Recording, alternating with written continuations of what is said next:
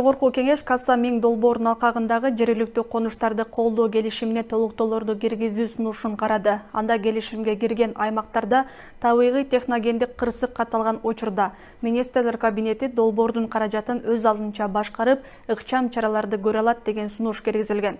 Депутаттардын чечими жана Касса Миң долбоорунун учурдагы этабы тууралуу кийинки материалда.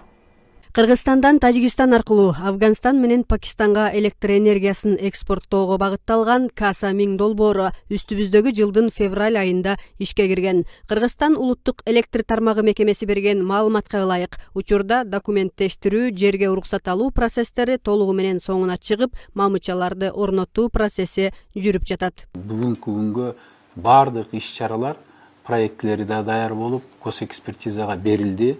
Жер маселеси болуп атты эле. Мына бүгүн сиздер жакшы кабарды угуп атасыздар. Даже айтайын, ушу Кара Суу деген районубузда итууну бериле эле, алар дагы ошо жер маселеси чечилип, итууну беришти. Азыр эми Костурууга экспертизага берсек, жакын арада ал жактан да уруксат алсак, анда экинчи участок подрядчикке берилет да. Бул эмнени айтат?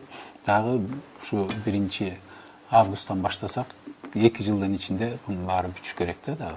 Жогорку Чыңалуудагы электр чубалгылары Жалал Абад, Ош, Баткен облустарынан 77 калктуу конушту аралап өтөт. Долбоордун алкагында бул конуштарды колдоо максатында $10 миллион эл аралык өнүктүрүү ассоциациясы тарабынан $1 миллион көп тараптуу трасттык фонд тарабынан бөлүнгөн. Бүгүн жогорку кеңеште эл аралык келишимге долбоорго кирген аймактарда табигый техногендик кырсыктар катталса, министрлер кабинети аталган каражатты өз алдынча бөлүштүрүп, ыкчам чара көрүү пунктун киргизүү сунушталып, колдоого алынды.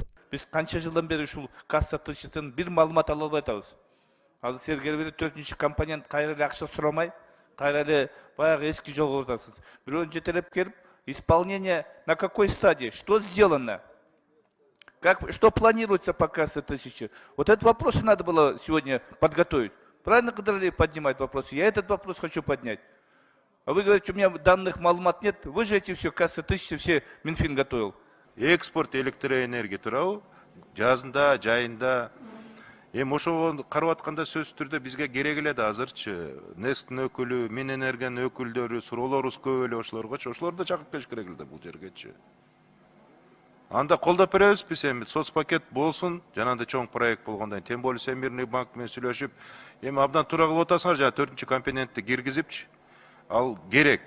Касса Миң долбоорунун алкагында Кыргызстан 2024 жылдын май айынан тартып электр энергиясын экспорттоп баштайт. Алгач саатына 347 миллион киловатт берилсе, кийинки жылдары 500 киловаттка чейин берүү каралган. Электр энергиясын сыртка экспорттоо өлкө ичиндеги баага таасирин береби деген суроого тескерисинче арзандоосуна шарт түзөт деген жооп алдык. 15 жылдын ичинде ошол өндүрүүчү компания АО электрический станцияда $1 миллиард 200 миллион көбүрөөк киреше алат да, бул таза кирешеси болот.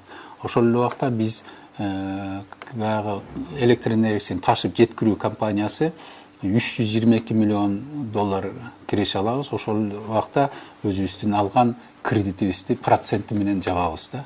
Бул биринчи коммерциялык чоң проект болуп атат. Бул эмеге тарифке биздин внутри Кыргызстандын ичиндеги тарифке тиешеси жок болот да. Өсүшүнө эмес да азайтуусуна тиешеси мүмкүн. Кene бул ошол тариф эменин чыгымдарына жаткан да.